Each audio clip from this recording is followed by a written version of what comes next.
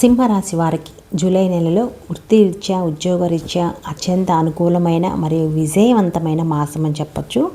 మీ 10వ ఇంటి అధిపతి అయిన శుక్రుడు మొదట 10వ ఇంట్లో ఆపైన లాభస్థానంలో సంచరించటం మరియు లాభస్థానంలో గురువు ఉండటం వలన మీరు కెరియర్లో ఉన్నత శిఖరాలైతే అధిరోహిస్తారు.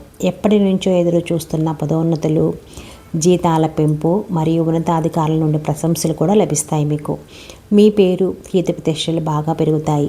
ఎంత పనిభారం ఉన్నప్పటికీ కూడా మీ నాయకత్వ లక్షణాలతో అన్ని పనులను విజయవంతంగా పూర్తి చేస్తారు.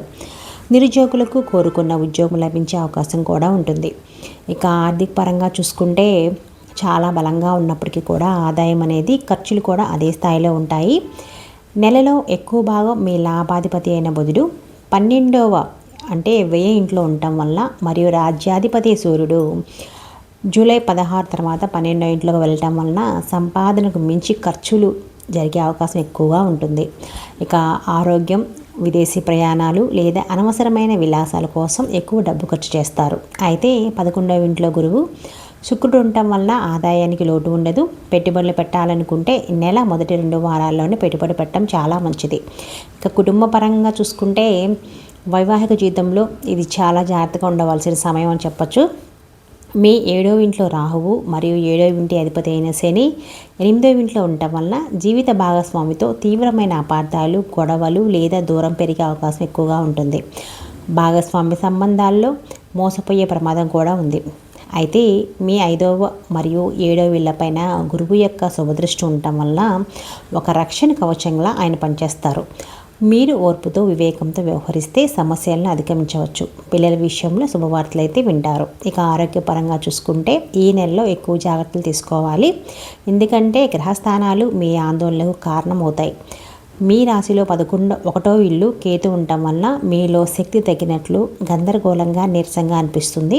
అష్టమ స్థానంలో ఉన్న శని దీర్ఘకాలిక అనారోగ్య సమస్యలను లేదా ప్రమాదాలను సూచిస్తాడు. ఆయన వాహనాలు నడిపేటప్పుడు కొంచెం జాగ్రత్తగా ఉండండి. జూలై 16 తర్వాత మీ రాశ్యాధిపతి సూర్యుడు 12వ ఇంట్లోకి వెళ్ళటం వలన రోగ నిరోధక శక్తి తగ్గి ఆసుపత్రి ఖర్చులు పెరుగుతాయి.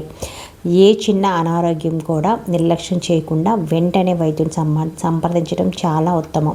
ఇక వ్యాపారపరంగా చూసుకుంటే వ్యాపారస్తులకు ఆదాయపరంగా మంచి నెల అన్నమాట. లాభాలు బాగుంటాయి వీళ్ళకి. అయితే భాగస్వామ్య వ్యాపారాలు చేసేవారు చాలా అప్రమత్తంగా ఉండండి. రాహు శని ప్రభావాల వల్ల భాగస్వాములతో సంబంధాలు దెబ్బతినవచ్చు లేదా వారి వల్ల నష్టాలు అయితే రావచ్చు. కొత్త వెంచర్లు లేదా పెద్ద ఒప్పందాలు చేసుకునేటప్పుడు అన్ని పత్రాలను క్షుణ్ణంగా పరిశీలించుకోండి. వ్యాపార విస్తరణకు ఇది సరైన సమయం అయితే కాదు. ఉన్న వ్యాపారాన్ని జాగ్రత్తగా చూసుకోవడం చాలా మంచిది. విద్యార్థులకైతే ఈ నెల ఒక వరం లాంటిది. మీ 5వ ఇంటిపై విద్యాకారకుడైన గురువు యొక్క సంపూర్ణ దృష్టి ఉండటం వలన మీ ఏకాగ్రత మరియు గ్రహణ శక్తి అద్భుతంగా ఉంటుంది. పోటీ పరీక్షల్లో అద్వితీయమైన విజయం సాధిస్తారు. ఉన్నత విద్య కోసం విదేశాలకు వెళ్ళాలనుకునే వారి ప్రయత్నాలు కూడా ఫలిస్తాయి.